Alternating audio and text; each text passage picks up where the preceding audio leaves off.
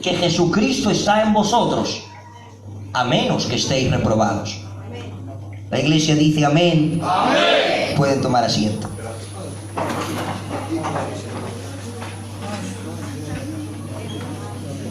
Creo que no exagero cuando digo que de este mensaje puede depender nuestra vida. Amén. Y creo que el reto que aquí nos presenta el apóstol Pablo es impresionante. Vamos a leerlo en otras versiones bíblicas a ver si aportan más luz y lo podemos entender con un lenguaje diferente. La Biblia latinoamericana lo lee de la siguiente manera: examínense y vean si permanecen en la fe. Pruébense a sí mismos. ¿Están seguros de que Cristo Jesús está en ustedes? ¿Y qué si no superan la prueba? Traducción lenguaje actual lee de la siguiente forma: pónganse a pensar en su manera de vivir y vean si de verdad siguen confiando en Cristo. Hagan la prueba y si la pasan es porque Él vive en ustedes. Pero si no confían en Cristo de verdad es porque Él no está en ustedes. Amén. Bueno, he estado observando un poquito y la verdad esto es impresionante. A este mensaje le titulo Prueba de paternidad. Prueba de paternidad. Creo que una prueba de ADN de vez en cuando es buena para ver si realmente somos lo que creemos. Escuchen, la palabra del Señor en este versículo utiliza una palabra que a mí me gusta mucho y es: no sea que sean gente reprobada. Aquí el término reprobado, ¿saben qué significa? No aprobado, rechazado. Eso significa la palabra reprobado, una persona rechazada o que no ha aprobado un examen. Pero esta palabra en un vocablo griego, usado en lenguaje deportivo, significa quedar descalificado. El lenguaje griego en un lenguaje deportivo significa quedar descalificado.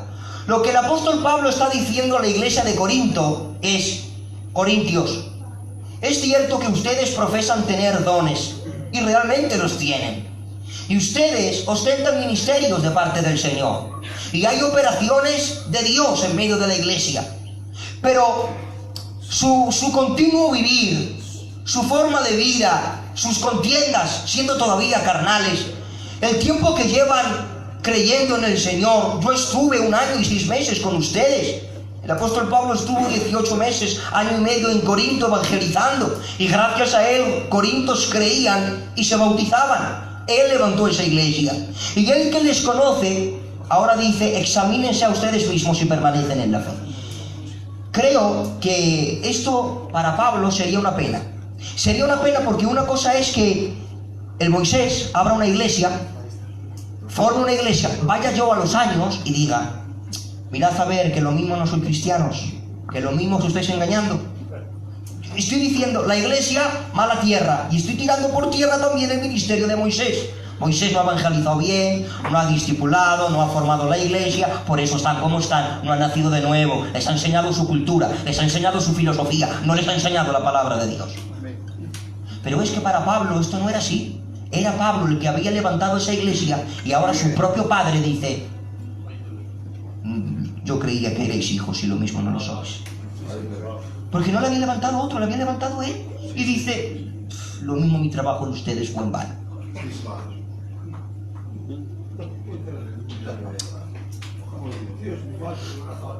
Creo que tenemos que hacer en esta tarde una introspección.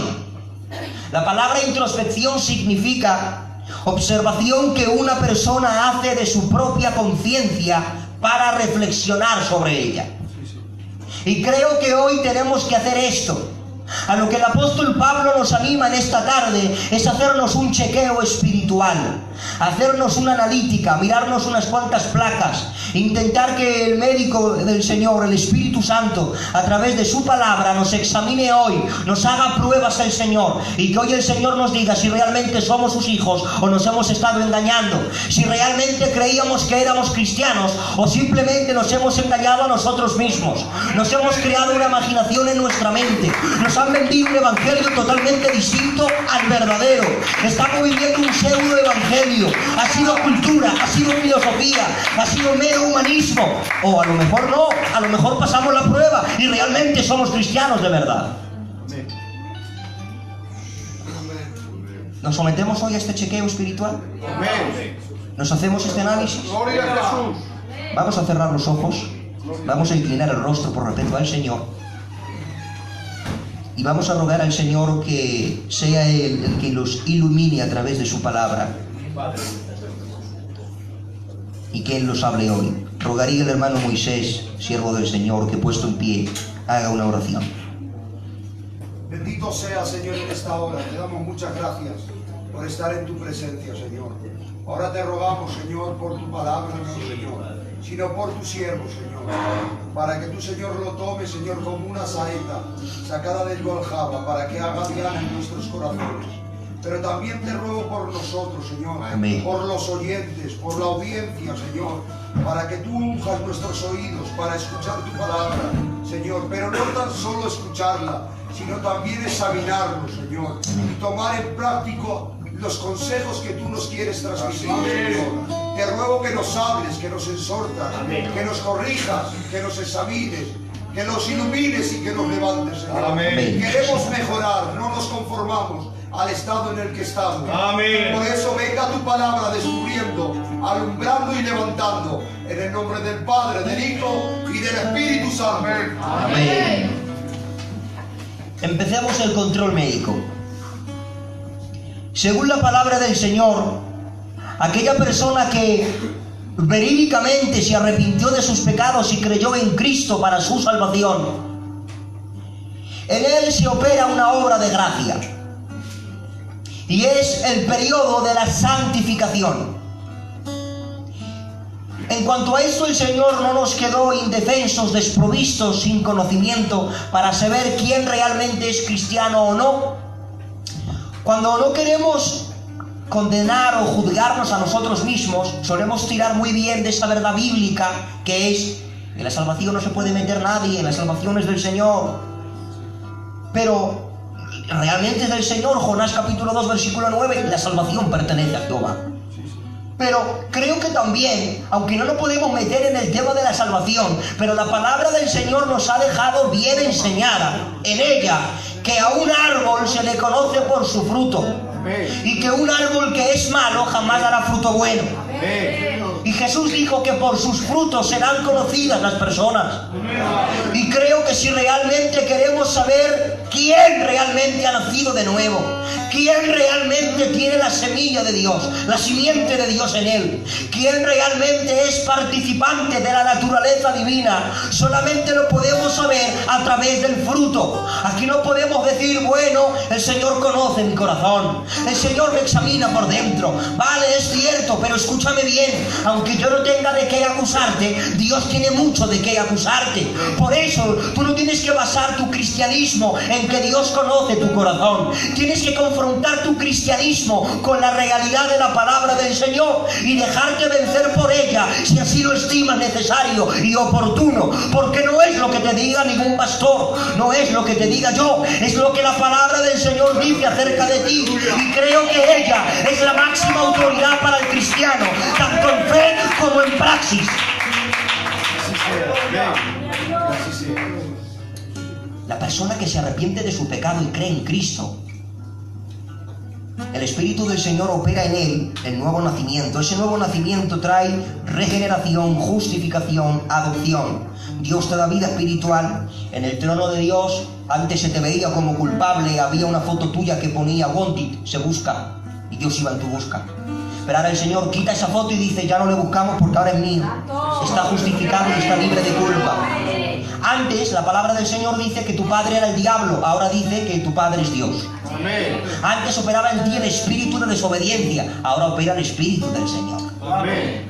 Todo esto se hace en el mismo momento que uno realmente, como está escrito, si confiesas con tu boca que Jesús es el Señor y crees en tu corazón que Dios lo levantó de los muertos, serás salvo. Porque con el corazón se cree para justicia, pero con la boca se confiesa para salvación. En ese mismo momento partes, vas al cielo porque ya eres propiedad del Señor. Has sido sellado con el Espíritu Santo de la promesa. Y si esa confesión que hiciste fue verídica, fue real, eres justificado delante de Él.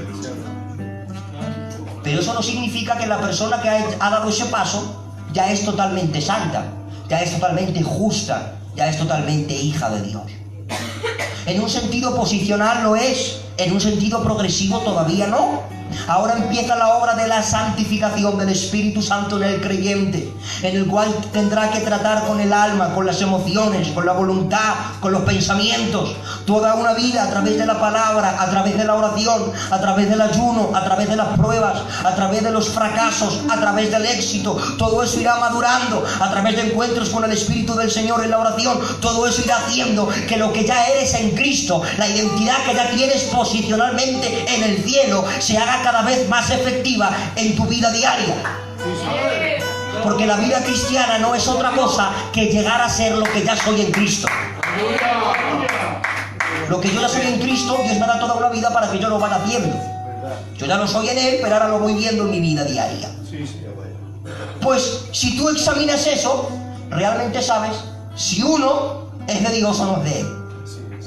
La palabra del Señor dice que el que ha nacido de nuevo se despoja del viejo hombre. Esto significa que se desnuda de su pecado, se despoja de sus vicios y de sus ataduras mentales. Sale del esquema estructural que le ha estado oprimiendo, llámese mundo, llámese pecado, llámese concupiscencia, llámese carne, llámese cultura. Suelta todo eso, lo suelta, porque él solamente persigue una cosa: la verdad del Evangelio. Y Él quiere que esa verdad entre dentro de Él para poder transformarlo. Lucha por abandonar sus viejos caminos que antes transitaba. Y el verdadero Hijo de Dios no solamente se desnuda, sino que se renueva en el espíritu de su mente. Esto significa que no se amolda al mundo actual. Es decir, las modas de este mundo para Él no sirven, porque Él tiene una moda mucho más elevada. Su moda es el Evangelio.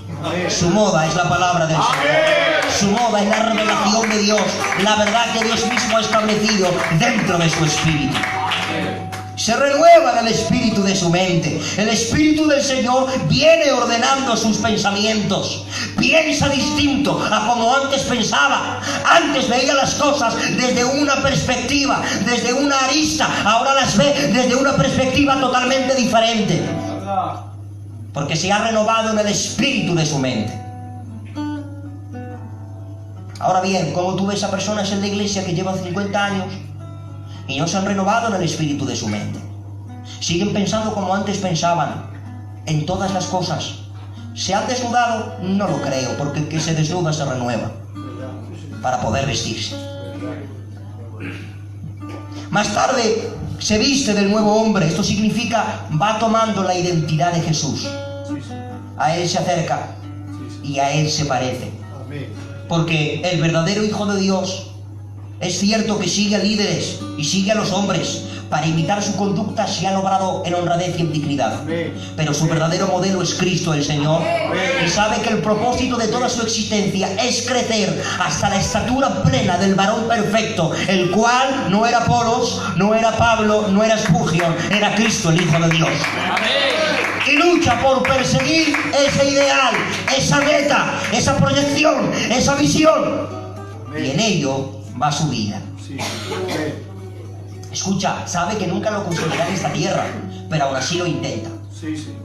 Aun sabiendo que jamás lo conseguirá, eso no ha sido hábil para frustrar sus deseos de superación. Solo decir que el primer paso para andar en santidad es saber que vas a pecar. Es el primer paso para poder andar en santidad, saber que algún día caerás. Porque si crees que siempre vivirás arriba, el día que caigas, una mala palabra, una mala mirada, un mal pensamiento, una mala acción, creerás que ya Dios no te perdona. Pero no es así. El primer paso para andar en limpieza es saber que un día te puedes manchar. Pero que aunque te manchas, tú no vives manchado, tú eres limpio. La identidad que tienes vas hacia arriba, te saca de esa inmundicia para volverte a limpiar el Señor. ¿Seguimos un poco más? La palabra del Señor dice que el verdadero Hijo de Dios desecha la mentira y ahora habla la verdad. Esto significa, damas y caballeros, iglesia del Señor, que ya Él no tiene que mentir, no tiene que estafar, sencillamente porque ahora en Él hay nobleza, hay transparencia, no tiene nada que ocultar. Él ahora es luz y Él ilumina a todos aquellos que a Él se acercan, porque Él sabe que Dios le ha constituido como un luminar en este mundo, en medio de una generación maligna y perversa, y sabe que el propósito del Señor es que tus buenas acciones alumbren a aquellos que viven en tinieblas. Y así obra el verdadero Hijo de Dios.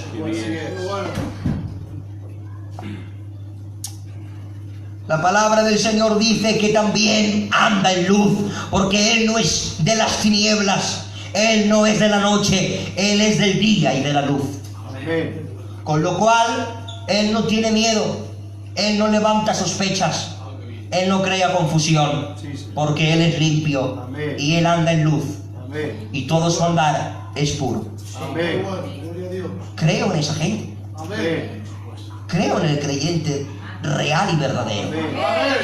No porque Él lo valga, sino porque el Espíritu del Señor vive en Él y lo transforma.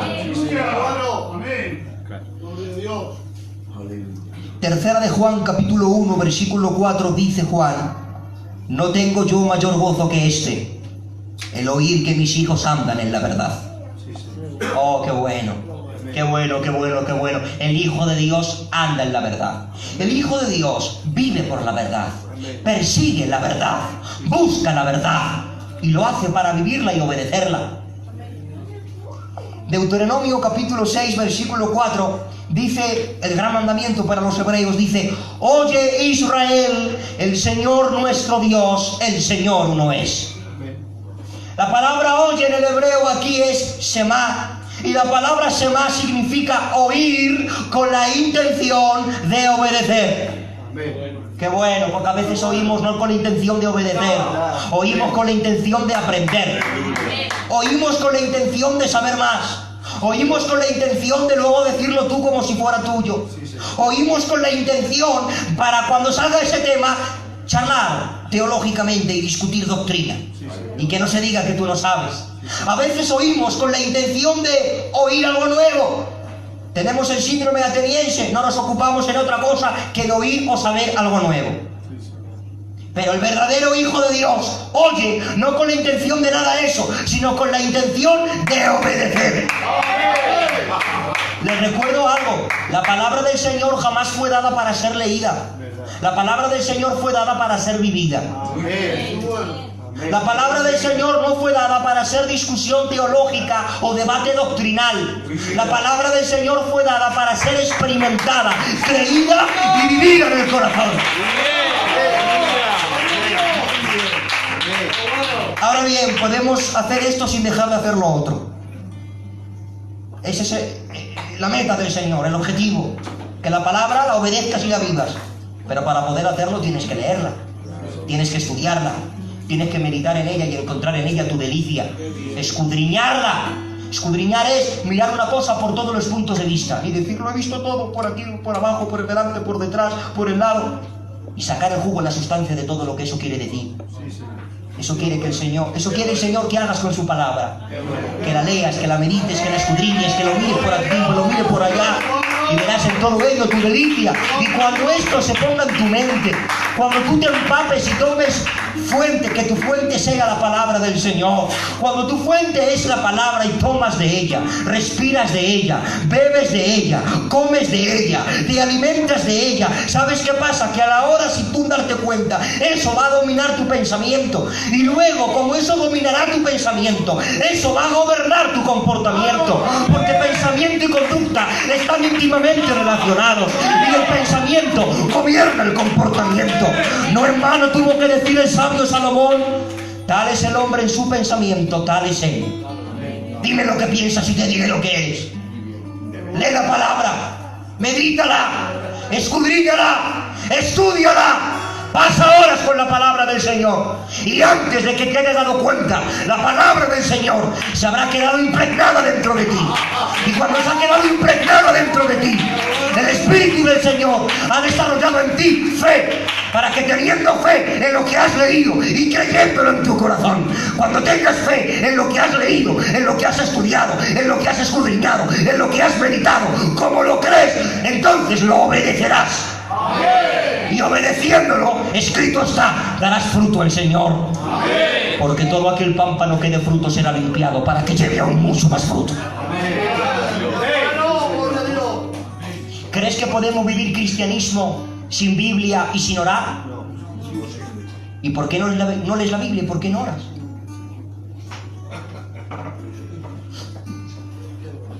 Tercera de Juan, capítulo 1, versículo 8. Nosotros, pues, debemos acoger a tales personas para que cooperemos con la verdad. Esto me encanta porque aquí el apóstol Juan está escribiendo a la iglesia, y en la iglesia hay un ministro, parece ser el ministro principal de la iglesia, que se llama Diótrefes. Hasta el nombre lo tiene bonito, Diótrefes. Y resulta que Juan manda cartas a la iglesia, la recibe Diótrefes, y debe ser que por envidia las rompía y no se las daba a la iglesia. Ahora Juan dice: pues no sé lo que hacer. Resulta que por aquel tiempo los predicadores del evangelio van predicando de ciudad en ciudad, y cuando van a una ciudad necesitan hospedarse y estar alojados en alguna casa. Y resulta que algunos predicadores iban a esa iglesia y Diótrefes no permitía que sus predicadores entraran. Y si alguno de la iglesia les daba cobijo y los hospedaba, se enfadaba con ellos y los bucharaba de la iglesia. Ahora coge Juan y les escribe y dice: este Diótrefes parece ser que por carta no quiere entenderlo, a ver si puedo ir a verle y ya se lo digo yo cara a cara. Y coge y dice ahora él que no se engañe Diótrefes, que nosotros debemos acoger a tales personas que vienen predicando el evangelio. Debemos acogerles y darles hospedaje, darles alojamiento y ayudarles en lo que necesiten, porque son ministradores del Señor y van predicando la palabra del Señor. Esto me enseña que el cristiano es amigable, es hospedador, es entrañable, se preocupa de las necesidades de su hermano y se involucra en ellas con sabiduría. Con lo cual, un cristiano que sabe que hay gente que lo está pasando mal y parece que con él no va la cosa, como dijo Juan: ves a tu hermano pasar hambre y cierras contra él tu corazón. ¿Cómo habita el amor del Señor en ti? Primera de Juan, capítulo 3, versículo 3, dice la palabra del Señor: y todo aquel que tiene esta esperanza en él se purifica a sí mismo, así como él es puro. El nacido de nuevo tiene una esperanza. ¿Qué esperanza? Que todavía no se ha manifestado lo que él es, pero sabe que cuando Jesús venga se manifestará lo que él es y será semejante a él, porque le verá tal como él es. Pero el nacido de nuevo, que alberga esta esperanza en el corazón, esta esperanza no le produce inactividad, al revés, no le hace vivir de brazos cruzados, sino que el nacido de nuevo, que alberga esta esperanza dentro de su espíritu, en su corazón, en su alma, esta esperanza en él produce actividad. ¿Qué actividad? Que él quiere vivir santamente, en honradez, sin mancha, sin arruga, sin cosa semejante, y espera que cuando su maestro venga le halle irreprensible. Porque la doctrina que paraliza no es buena, hay que examinarla. La verdadera doctrina produce movimiento y vida.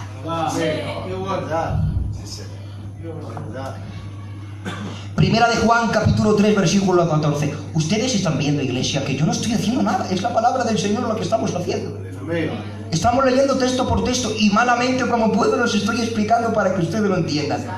Pero es la palabra del Señor. Aquí yo no estoy poniendo detalles ni estoy haciendo nada. Es ella la que está hablando ahora. Nosotros sabemos que hemos pasado de muerte a vida en que amamos a los hermanos. El que no ama a su hermano permanece en muerte. Esto me encanta. Esto me encanta. De verdad que para tener 90 años, Juan, cuando escribió esto, tenía salarios el hombre. Aquí he apuntado unas cosas y las cosas son estas. Qué distinto es Juan a nosotros. Es muy distinto. Hermano, un momentico, ¿vale? Para yo poder expresarme bien. Dejarme ahora, porque yo de vez en cuando en el púlpito me manifiesto, ¿vale? Escuchen, qué distinto es Juan el apóstol a nosotros. Él dice, el que no ama a su hermano, el tal no es hijo de Dios, el amor de Dios no habita en él, y nosotros sabemos en que hemos pasado de muerte a vida en que amamos a nuestros hermanos. Realmente, nosotros que hubiéramos dicho, pastor, es una mala temporada, da tiempo. El Espíritu del Señor trabajará en él, ya le pondrá amor y perdón en el corazón. Vamos a darle tiempo, vamos a darle chance, demos cancha a ver qué el Señor hace. Juan no, Juan decía, o de Dios o del diablo, o el infierno o el cielo, o tienes a Jesús como Señor, o tienes a tu concupiscencia como señora. O opera en ti el Espíritu Santo, o opera en ti el espíritu de desobediencia. Tú eliges. Pero Juan, vamos a ver, no seas tan estricto, no te vayas a los bordes, no, vamos a quedarnos aquí, vamos a hablar, vamos a dialogar, vamos, que no hay nada que hablar, que luz o tinieblas, que blanco o negro, que el 10 o el 1, todo o nada. El evangelio que predicamos no es ven a Cristo y se sanará tu primo. Ese no es el evangelio que predicamos. El evangelio que predicamos no es ven a Cristo y tendrás mucho dinero. Ese no es el evangelio que predicamos. Tampoco es ven a Cristo y serás muy feliz. Tampoco es ese el evangelio. El evangelio que predicamos es ven a Cristo, porque a menos que vengas a Él, morirás. El evangelio que predicamos.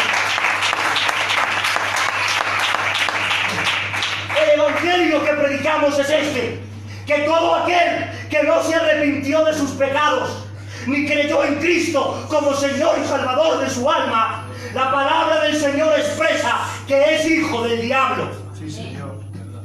Y que en él opera el espíritu de desobediencia. Amén. No decimos que todos los incrédulos estén poseídos, no decimos eso, pero sí decimos que en todos el diablo ejerce influencia. Sí, Señor. Amén. A unos de una manera, a otros de otra, a unos más profundamente, a otros más por fuera. Apágalo para que no pinte por eso, ¿no? El evangelio que predicamos es este, que si tú no vienes a Cristo, no te preocupes, irás al infierno. Y no pasa nada, pero es tu elección. Mateo capítulo 3, versículo 11, dice ese hombre que tenía los pelos hincados, vestía como de piel de camello y tenía restos de miel y langosta silvestre por el cuerpo.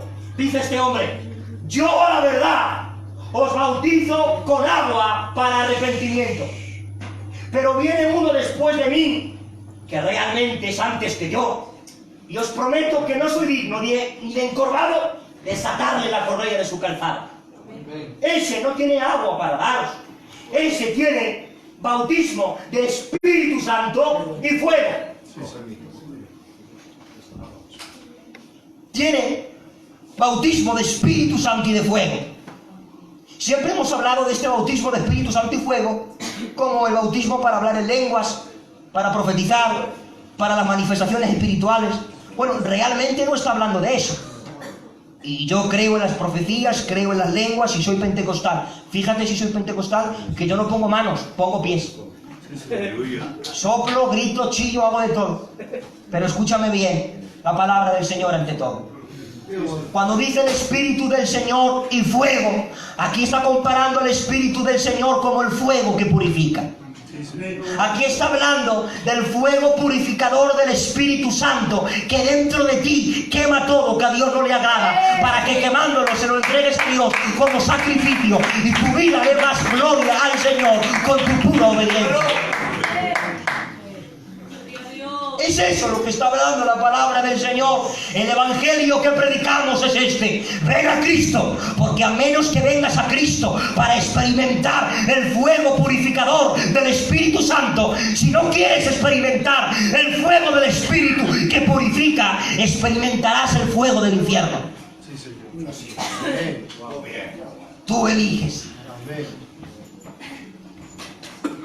Aquí he apuntado: si bajas al culto, oras, cantas, predicas, tomas el pacto, pero no amas a tu hermano, da igual todo lo que hagas, permaneces en muerte.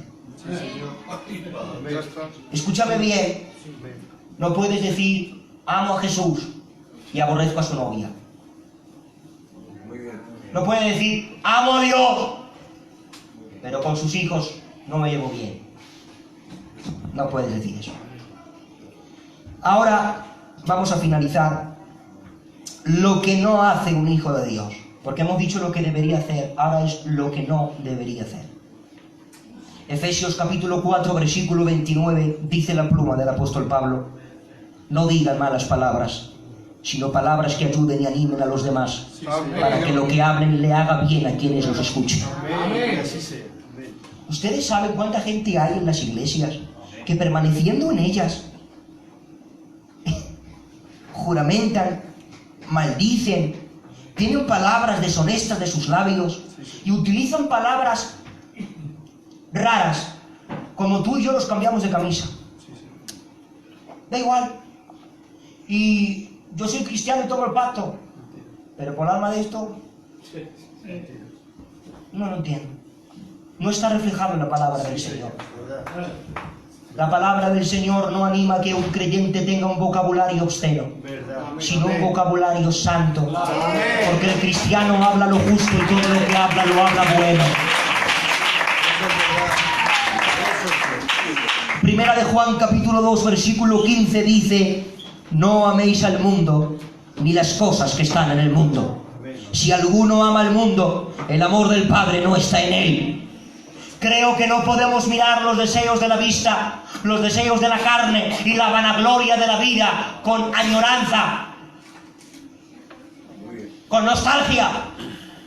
Hay gente cristiana de años que hablan de su pasado en el mundo con honra, con orgullo. Y yo hacía, como dando a entender: ahora voy al culto porque soy viejo. Si fuera joven lo volvería a hacer, porque pegaría de joven mangarla. Y gente que tiene esta filosofía de vida, y que lo tengan ellos no es el problema. El problema es que se lo engendran a las próximas generaciones, exclusivamente a sus hijos y a sus nietos, diciéndoles: eres joven, experimenta el mundo, conócelo, bebe, disfruta, juega, haz lo que quieras, ya tendrás tiempo de arrepentir. Vale, pues como el Señor venga cuando tu hijo esté haciendo todo eso, ¿qué va a ser de él? Yo sé que es un mensaje duro. Hace poco estuve predicando en una iglesia, salí, me dijo un gitano: hijo, que no venga por aquí tu padre, que le voy a dar una paliza. Dije: vale, tío, mi padre no viene. El gitano me dio a mí 60 kilos, 1,50 m. Dijo: gitano, ¿cómo me voy a poner con el niño? Pero dijo: que tu padre no venga, que lo mato. Dijo: vale, usted no se preocupe, que mi padre no viene. Creo que tenemos que mirar al mundo como tu mayor enemigo, aquello que te separaba de la amistad con tu Padre Celestial. Otra cosa que el cristiano no hace es idolatrar. Y tú me vas a decir: bueno, yo no idolatro, yo adoro al Señor. Bueno, idolatría es amor excesivo que sientes por una cosa. Idolatría es todo aquello que roba el primer lugar de Dios en tu vida. Idolatría es todo aquello que sustituya o reemplace el lugar que le corresponde a Dios. No en vano tiene que decir Jesús en Mateo capítulo 22 versículo 37: amarás al Señor tu Dios con todo tu corazón, con toda tu alma, con toda tu mente y con todas tus fuerzas. Jesús dijo: aquel que no aborrece a padre, a madre, a hijos, a hermanos, a hermanas, por causa de mí y del Evangelio, no es digno de mí. Aleluya. Ahora fíjate la exigencia: tienes que aborrecer a los tuyos para amar al Señor. Bueno, no está diciendo eso. La palabra aborrecer para el hebreo es amar menos. Lo que Jesús está diciendo: si realmente no quieres idolatrar a nadie, sino que solamente me quieres adorar a mí, tienes que amar menos a todas las cosas, pero a mí amarme un poquito más. En una ocasión dijo nuestro responsable Luis de Salamanca: Dios no quiere ser todo en tu vida, porque sabe que luego tiene cosas que atender usted. Dios no quiere ser todo, quiere ser lo primero. Amén. Porque sabe que después de Él tienes cosas que atender. Pero que Él sea lo primero. Eso lo exige el Señor. Ahora bien, llegamos a la parte final. Mi pregunta, a manera de reflexión, es: si nunca he tenido ganas, fíjate, voy a llevarlo al extremo no de la palabra, sino al extremo para nuestro bien, por decirlo de alguna manera. Si nunca he sentido esas ganas imperantes que el Espíritu del Señor produce en tu vida de intimar con Él, esa gana que produce el Espíritu del Señor, que realmente puedes experimentar aquello que está escrito: el Espíritu del Señor te anhela a ti celosamente. Si nunca has tenido ganas de decir: voy a ponerme a orar, voy a derramar mi alma delante de su presencia, voy a adorarle en espíritu y en verdad, voy a tener un corazón contrito y humillado, voy a rogarle perdón por todos mis pecados, voy a pedirle al Señor una bendición especial sobre mi vida para andar en obediencia, en fidelidad, en santidad, voy a meterme en la oración esta noche en el cuarto y no voy a salir, porque hoy quiero subir al monte, hoy quiero conocer a Dios a través de la oración, hoy quiero adorarle, quiero expresarle todo lo que hay en mi corazón. No oro para ganarme el favor de Dios, oro porque ya tengo el favor de Dios. No oro para ganarme su gracia, sino porque tengo su gracia. Esa gracia me da la capacidad y la característica de poder orar. Si nunca has sentido esas ganas de orar en tu cuarto y de hablar con el Espíritu del Señor, si nunca has tenido ganas de leer la Biblia y de meterte en tu cuarto y decir: no la entiendo, pero voy a leer y voy a dejar que esto que no entiendo alimente mi alma, y voy a permitir al Espíritu del Señor que a medida que leo me ilumine. Y si nunca has ayunado y no conoces el ayuno, ni sabes lo que es pasar un ratico hambre por la mañana, si todavía en todos estos años no has sentido del parte del Espíritu del Señor, yo digo sentimientos, pero realmente no son sentimientos, son pensamientos del Espíritu del Señor en tu espíritu, de decir: voy a evangelizar, o voy a salir a la calle, o voy a proclamar que Cristo vive, que Jesús es el Señor, que a menos que se arrepientan la ira de Dios caerá sobre ellos.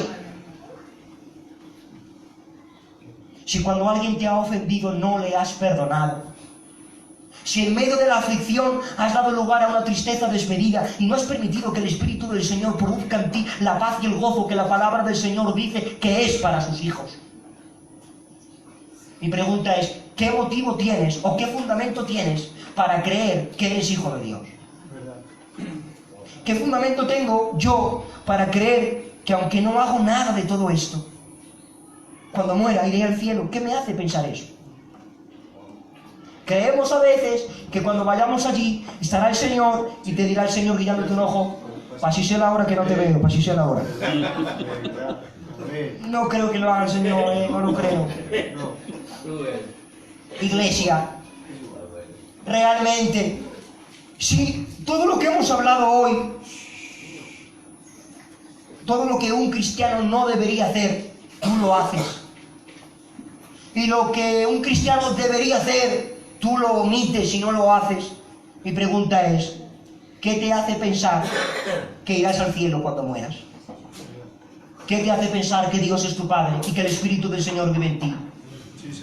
Porque a veces viniendo a este lugar Cuando suena el pianillo, suena la guitarra, las alabanzas, es como un masaje de conciencia y yo me creo que soy buenico, que soy del culto, que soy de los chicos, que soy de Dios.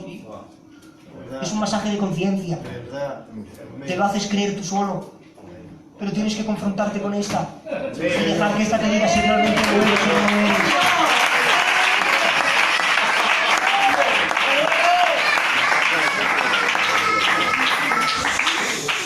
Ahora bien, para que nadie se confunda, por favor, para que nadie me malinterprete, todo esto no son buenas obras que yo hago para ser salvo.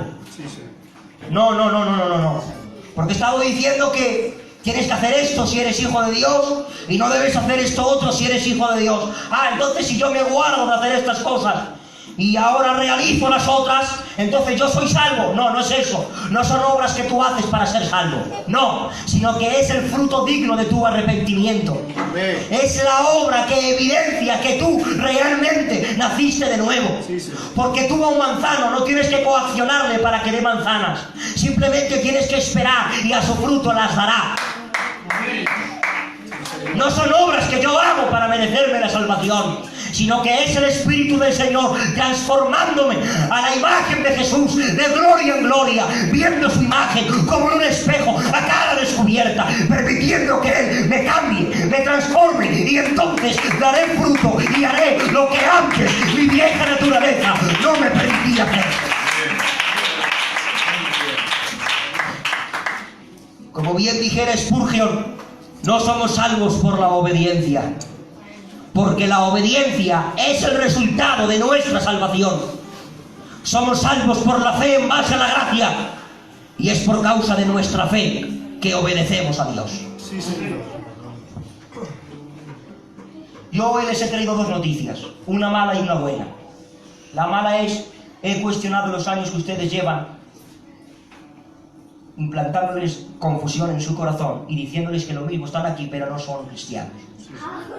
Pero luego les estoy dando una buena noticia, que no es tarde para dar el paso real, verídico, verdadero, de arrepentirte de tus pecados, pedir perdón al Señor por ello y depositar tu fe salvífica en Jesús como Señor y Salvador de tu alma. Y permitir que realmente sea el Espíritu del Señor el que produzca en ti este arrepentimiento. Es Dios quien produce el arrepentimiento. Pedro, cuando contó que los gentiles habían creído en Cristo, dijeron: de manera que también Dios ha dado arrepentimiento para vida a los gentiles. Es Dios el que da arrepentimiento para vida. Arrepentimiento es sentimiento de la persona que se arrepiente de haber hecho o dejado de hacer alguna cosa. El verdadero arrepentimiento tendrá como resultado un cambio de conducta. Quien se arrepiente cambia de opinión y deja de ser consecuente con sus compromisos anteriores. Antes estabas comprometido con el pecado, pero ahora el arrepentimiento ha declarado el divorcio. Y ahora tienes compromiso con Cristo, el Hijo de Dios. Ponte sobre tus pies, por favor. Ponte de pies conmigo. Cierra tus ojos. Levanta tus manos al cielo. El Espíritu del Señor te dé sabiduría y te dé discernimiento en todas las cosas. Y el Espíritu del Señor venga produciendo arrepentimiento en los corazones que lo necesiten. Por favor, habla con el Señor. Y a través de este examen valora si realmente eres cristiano o ha sido todo una mera profesión. Nunca es tarde, ahora es pronto. Deja que el Espíritu del Señor te alumbre a través de su palabra. Coro, por favor, cantamos una alabanza para el Señor y damos lugar para que todos meditemos en esta palabra.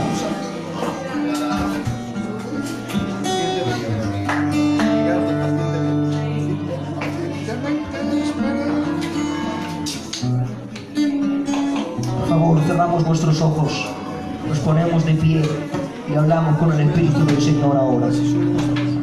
Pacientemente esperé que Jehová, y Él escuchó mi clamor, se inclinó hacia mí, y en mi boca puso una canción.